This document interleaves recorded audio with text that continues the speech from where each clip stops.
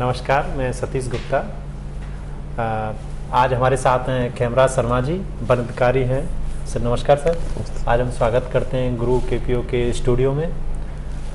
आज हम जानेंगे सर से, क्योंकि सर वन अधिकारी हैं तो सीधी सी बात है कि पर्यावरण के बारे में जानेंगे और पर्यावरण से जुड़े हुए कुछ सवाल सर से हम आज सर आपसे पूछना चाहेंगे। जी हाँ। तो पहला आपसे एक प्रश्न है, हमारे दिमाग में एक हमेशा क्वेरी रहती है कि पर्यावरण को कैसे हम स्वस्थ रख सकते हैं, और उससे पहले आप अगर बताना चाहें तो पर्यावरण है क्या, इसके बारे में थोड़ा सा आप हमारे दर्शकों को बताएं। सर ने बहुत अच्छा प्रश्न किया है। पर्यावरण, इसका हम शब्द विच्छेद करें, परि प्लस आवरण। परि यानी हमारे चारों ओर, और आवरण यानी ढकाव। जो कुछ हम चारों ओर हमारे मौजूद है, प्राकृतिक चीज़ें जैसे कि पहाड़, जंगल, जंगली जीव, मनुष्य, मिट्टी, वायु, पानी, जो सब प्राकृतिक चीज़ें वो पर्यावरण के अंतर्गत आती है। अब पूछा गया कि पर्यावरण की सुरक्षा किस प्रकार करें, तो इसमें दो चीज़ें हैं। एक तो उसका संरक्षण यानी बचाव, जो कुछ पहले से है उसको संभाल के कैसे रखा जाए, सही के कैसे रखा जाए, यानी नष्ट नहीं हो या उसका अतिरिक्त दोहन नहीं किया जाए, वो होगा संरक्षण। एक होता है संवर्धन यानी बढ़ाना, यानी जो कमी आ गई है उसको हम बढ़ाएं। तो मैं ये विशेष तौर से आपको बताना चाहूँगा कि मनुष्य को पर्यावरण से जितनी भी आवश्यकताएँ चाहिए, मान लीजिए मनुष्य को उससे 100 आवश्यकताएं हैं, 100 लाभ हैं, तो मनुष्य जाति को या पूरे पर्यावरण को जितनी आवश्यकता होती है उसमें जितना भी हमारा भूभाग है, भौगोलिक क्षेत्र है, जियोग्राफिकल एरिया है, उसका 1/3 हिस्सा यानी 33% भूभाग पर वन होने चाहिए या वृक्ष होने चाहिए, पेड़ पौधे, वो हरे वृक्षों से, हरे झाड़ियों से ढका हुआ आवरण होना चाहिए। अब हमारे राजस्थान में तो बड़ी विचित्र स्थिति है कि जितना भी राजस्थान का भौगोलिक क्षेत्रफल है उसका केवल 9% भाग वन विभाग के पास है। यानी मुख्य रूप से पेड़ पौधे लगाने का काम किसके पास है? वन विभाग के पास। और वन विभाग के पास जमीन और है कितनी? 9%। अब हमको चाहिए 33%, तो 33 चाहिए और 9 वन विभाग के पास है, जहाँ वो खूब पेड़ पौधे लगाएं, संरक्षण करें, संवर्धन करें, खूब लगाएं। तब भी 33 में से 9 आप घटाइए, जो शेषफल बचता है उस पर कौन पेड़ लगाएगा? आप और हम लगाएंगे। इसी को एक नया विचारधारा दी गई है, संकल्पना, कंसेप्ट दी गई है सामाजिक वन की, यानी समाज के द्वारा उगाए गए पौधे, समाज की भूमि पर उगाए गए पौधे, समाज के उपयोग के लिए पौधे। तो 9% वन विभाग के पास है, वो तो उसी में करेगा जो कुछ करना है, पेड़ पौधे लगाना है, संरक्षण करना है, संवर्धन करना है। बाकी जो क्षेत्र है वो हम आपके और हमारे पास है, तो वहाँ हम जो समाज के उपयोग के लिए, पर्यावरण के उपयोग के लिए, जन सामान्य के लाभ के लिए जो पेड़ पौधे लगाएंगे उसको हमने लिया सामाजिक वन की, यानी समाज के द्वारा लगाए गए पेड़ पौधे समाज की भूमि पर लगाएगी, समाज के उपयोग के लगा ले। अब समाज भूमि के कुछ उदाहरण क्या है? जैसे कृषि वानिकी है। खेतों में अक्सर देखा गया है कि बहुत से क्षेत्र ऐसे हैं जो खाली पड़े रहते हैं, जिनमें कोई पेड़ वगैरह उगे नहीं है। तो खेती के साथ साथ हम वृक्ष भी लगाएं, जिससे हमें बड़े प्रकार के लाभ होंगे।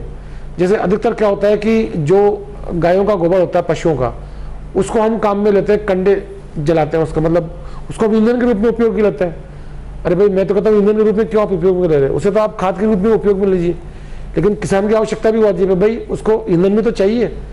तो वो जो बंजर भूमि पड़ी है उस पर ऐसे पेड़ पौधे लगाए जिनमें कम से कम पानी की आवश्यकता होती है, जो प्राकृतिक रूप से वर्षा काल आता है, जुलाई अगस्त इत्यादि, श्रावण मास, उसमें पेड़ पौधे लगाए, वो उसी में पनप जाते हैं। तो उसको वो अपने ईंधन के रूप में काम में लें। और जिस जो उपले बनाते हैं, इसको कंडे भी कहते हैं, गोबर से बनाते हैं, तो उसको वो जो जलाने का काम, उसके बजाय वो अगर खेत में डालें तो उसका उत्पादन कई गुना बढ़ जाएगा। तो इसीलिए ये जो संकल्पना, ये जो विचार है, इसको हम कहते हैं कृषि वानिकी, यानी कृषि के साथ साथ वानिकी यानी वृक्ष लगाना, इसको कहते हैं एग्रो फॉरेस्ट्री। तो एग्रो फॉरेस्ट्री एक कंसेप्ट है, सामाजिक वानिकी के आगे हिस्से हैं, उसका आगे विभाजन है। कृषि वानिकी हो गया। दूसरा है शहरी वानिकी। तो शहर में या शहर के निकट जनता के मनोरंजन के लिए, सुंदरता प्रदान करने के लिए, पर्यावरण को ठीक रखने के लिए, इन सब के लिए जो वृक्ष लगाए जाते हैं, पेड़ पौधे लगाए जाते हैं, झाड़ें लगाई जाती है, लतें, उन सबको हम कहते हैं शहरी वानिकी यानी अर्बन फॉरेस्ट्री। तो शहरी वानिकी का उद्देश्य यह है कि शहरों, पेड़ पौधों के माध्यम से शहर की सुंदरता को बढ़ाना और यहाँ के शहर के प्रदूषण को दूर करना और लोगों में इसके प्रति जागरूकता उत्पन्न करना, पर्यावरण को संरक्षित, ये शहरी वानिकी का उद्देश्य है। इसमें मुख्य पेड़ है अशोक। आपने देखा हर कोई कहता साहब मुझे अशोक चाहिए। तो अशोक क्या है? सुंदरता प्रदान करता है, फूलों से नहीं, पत्तियों से और है फर्न वगैरह बहुत सारे हैं इसमें। और इस प्रकार से फूलों वाले पौधे शहर में लगाते हैं, जैसे कि मलतास, पीले फूल आते हैं, गुलमोहर, नारंगी रंग के इतने सुंदर फूल आते हैं कि बिल्कुल नैना भरा दृश्य बनता है। जब आप मार्च अप्रैल में होता है फूलों के निकलना, यानी फ्लावरिंग सीजन, इस समय फूल बहुत अधिक लगते हैं। तो शहर में भी जंगल की छटा लगती है, मजा आ जाता है। सतरंगी, स्पेक्ट्रम, 7 तरह के फूल, कहीं नीला, कहीं लाल, कहीं बैंगनी। जैसे एक जकरंडा एक वृक्ष होता है, उसमें नीले फूल आते हैं, नारंगी रंग के फूल गुलमोहर पे आते हैं, पीले रंग के फूल अमलतास पे आते हैं। तो विभिन्न प्रकार से सौंदर्य प्रदान करते हैं वृक्ष, सुंदरता प्रदान करते हैं और पर्यावरण को तो शुद्ध करते ही हैं। और हमारे जो जीवनदायिनी ऑक्सीजन जो हमारी सबसे बड़ी आवश्यकता है वो भी ये पूर्ति करते हैं। तो ये शहरी वानिकी, यानी मैंने बताया शहरी वानिकी यानी अर्बन फॉरेस्ट्री, एवं कृषि वानिकी यानी एग्रो फॉरेस्ट, ये सब सामाजिक वानिकी के हिस्से हैं। इसके अलावा हमने देखा कि बहुत सारे विद्यालय होते हैं शहर के आसपास, उनमें बहुत सारी जमीन खाली पड़ी रहती है, तो उन्हें वृक्ष लगा दे। कोई कहता है भैया तो 20 साल बाद या तो बिल्डिंग बनेगी, पेड़ मत लगाओ। अरे भाई 20 साल बाद लगेगी तो काट लेना उसको, हमें ईंधन प्राप्त होगा, सही बात, हमें औषधि प्राप्त होगी, कुछ भी प्राप्त होगा ना। 20 साल तक तो उसका आनंद लीजिए, उसका लाभ लीजिए, उसका उपयोग कीजिए। 20 साल तक कितनी ऑक्सीजन मिलेगी। देहरादून हमारा एक FRI है, फॉरेस्ट रिसर्च इंस्टीट्यूट, वो भारतवर्ष में नहीं तो एशिया में सर्वश्रेष्ठ वन शिक्षण फॉरेस्ट एजुकेशन में उसका नंबर 1 है पूरे एशिया में। तो वहाँ की रिसर्च बताती है कि एक वृक्ष अपने पूरे जीवन काल में 10 लाख रुपए मूल्य के बराबर लाभ देता है मनुष्य जाति को, प्रकृति के हर जीव को। इतनी ऑक्सीजन, इतना उसका सुंदरता का उपयोग, तनाव कम करने में, पर्यावरण संतुलित रखने में, वर्षा को लाने में। जैसे आपने देखा होगा कि उनसे पेड़ पौधों से पत्तियां झड़ती है तो जमीन पर गिर जाती है, तो कहते हैं ना मृदा अपरदन, यानी भूमि का कटाव, मृदा अपरदन, सोइल इरोजन। तो जैसे इस ऊपर से बहुत तेज बूंद पड़ती है तो सबसे पहले तो वृक्ष के पत्ते पे पड़ती है, तो उसकी रफ्तार कम हो गई, फिर वहां से भूमि पर आती है, तो जो उसको लीफ लिटर अंग्रेजी में कहते हैं, मतलब पत्तियों का ढेर, सूखी पत्तियों का, पुराने पत्तियों का ढेर जो उस पेड़ से झड़ गए, तो वो स्पंज की तरह काम करता है। जैसे स्पंज पे हम, जैसे डबल रोटी पे हम पानी, ब्रेड पे हम पानी डालते तो एकदम से नीचे थोड़ा निकल जाता है, वो स्पंज की तरह कार्य करता है, वो उसको सोख लेती है। तो सबसे पहले उसकी रफ्तार कम हुई, पेड़ ने रफ्तार कम करी, फिर नीचे आया, फिर जो पत्तियों का समय नीचे पड़ा हुआ है उसे शोषित किया, तो धीमे धीमे भूमि में वो अवशोषित होता है, अब्जॉर्ब होता है, तो भूमि का कटाव भी नहीं होता, मृदा का अपरदन भी नहीं होता, सोइल इरोजन भी नहीं होता। तो भूमि अपरदन से हमें नुकसान क्या है? बहुत बड़ा नुकसान हमारा।